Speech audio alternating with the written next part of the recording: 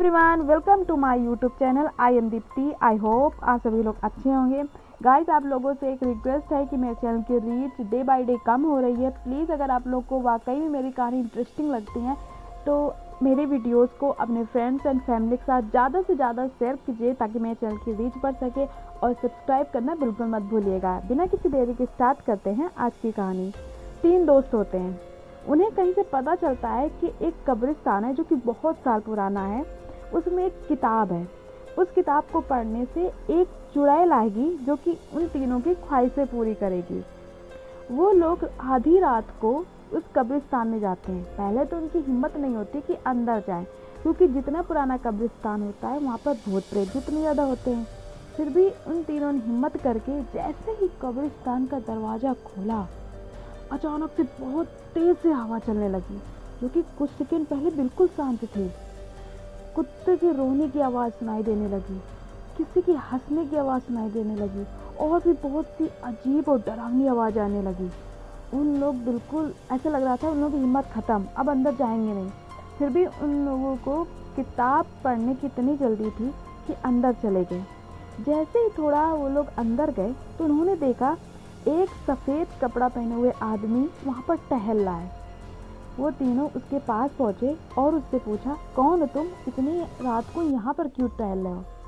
जैसे ही वो उन तीनों की तरफ मुड़ा, वो तीनों डर गए, क्योंकि वो भूत था। उसकी स्किन एकदम से मुरझाई हुई, ऐसा लगा था शरीर में खून ही नहीं है।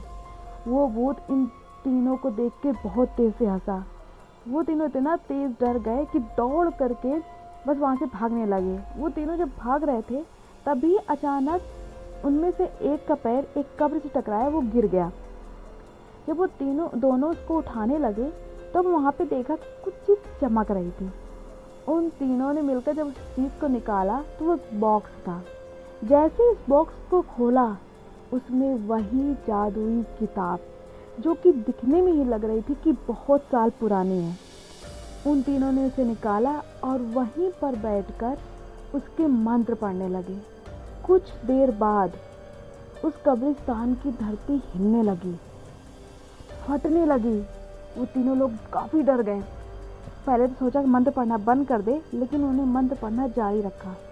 कुछ देर बाद जहाँ से धरती फटी थी वहाँ से रोशनी निकली और एक चुड़ैल बाहर निकल के आई।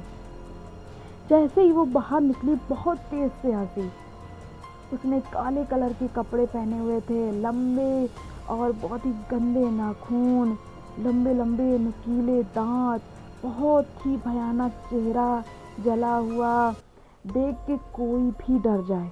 वो तीनों भी एक बार डर गए, लेकिन उन्होंने जब मंत्र पढ़ना बंद कर दिया, वो चुड़ैल उन तीनों के पास आई। कहती है, क्या तुम तीनों ने ही मुझे आज़ाद कराया है? वो तीनों ने कहा, हाँ, हमने ही आज़ाद कराया है, अब तुम हमारी ख्वाहिशें पूरी करो। चुड़ैल इतना सुनकर बहुत तेज से हंसी। उसकी हंसी पूरी कब्रिस्तान में गूंज रही थी। उसने कहा कि मैं कई सालों से यहाँ पर दफन हूँ, मुझे किसी ने निकाला, तुम तीनों ने निकाला है। चूँकि मैं बहुत दिन से यहाँ पर दफन हूँ तो मुझे बहुत तेज भूख लगी है, मैं कई सालों से भूखी हूँ। उन तीनों ने कहा, बताइए आपको क्या खाना है? तब उसने कहा कि मुझे तुम तीनों का मांस खाना है, मैं तुम तीनों को मारकर खा जाऊंगी, अपनी भूख मिटाऊंगी। अब वो तीनों बहुत डर जाते हैं। अब उनको समझ में आता है कि उन्होंने गलत चुड़ैल को जिंदा कर दिया। अब उनकी समझ में कुछ नहीं आ रहा था। उन्होंने पहले सोचा यहाँ से भाग जाते हैं। जैसे वो भागने की कोशिश करते हैं, वो चुड़ैल उन तीनों को अपनी शक्तियों से बांध देती है और अपने लंबे नाखून से उन तीनों पर वार करती है, जिससे उनके खून निकलने लगता है। अब वो उन तीनों को खाने ही वाली थी कि उनमें से एक दोस्त को याद आया कि अगर इस किताब को जला दिया जाए, नष्ट कर दिया जाए, तो ये चुड़ैल भी ख़त्म हो जाएगी।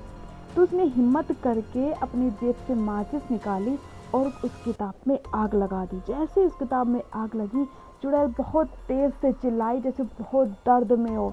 उसकी चिल्लाने की आवाज़ दूर दूर तक जा रही थी, जिससे हर पक्षी जानवर सब डर गए थे, और धीरे धीरे वो चुड़ैल जल करके मर गई। वो तीनों भी तुरंत उस कब्रिस्तान से बाहर भाग के आए। उस दिन के बाद वो तीनों कभी कब्रिस्तान पे नहीं गए। आज की स्टोरी कैसी लगी कमेंट करके ज़रूर बताइएगा। और मेरे चैनल को सब्सक्राइब करना बिल्कुल मत भूलिएगा और मेरी वीडियोज़ को ज़्यादा से ज़्यादा शेयर भी कीजिएगा। तब तक के लिए धन्यवाद।